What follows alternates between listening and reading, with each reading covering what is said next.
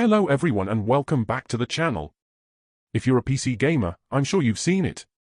That dreaded error message when you try to launch a new game. Something about a missing DLL, or you need to install some Visual C Redistributable thingy. It's a proper faff, isn't it? Going online, hunting down 10 different versions, installing them one by one. Well, today, we're putting a stop to all that. I'm going to show you how our little all-in-one PowerShell script not only installs everything for you automatically, but how it's also clever enough to know exactly what your system needs. Let's get started. First things first, you need all the ingredients.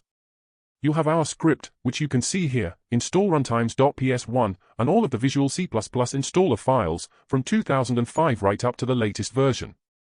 The most important step is to make sure they are all sat together in the same folder, just like this. If they're not, it simply won't work. Now, to run it, you just double-click on the install.bat file, and select yes.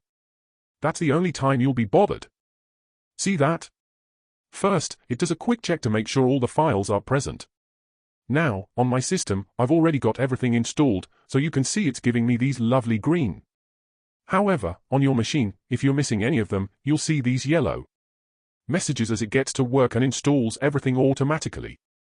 No more clicking next, finish a dozen times. And just like that, job done. The script will ask if you want to restart, make sure you do, so everything can take effect properly. Say goodbye to those pesky DLL errors.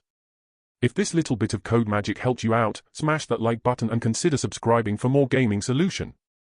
Cheers, and see you next time.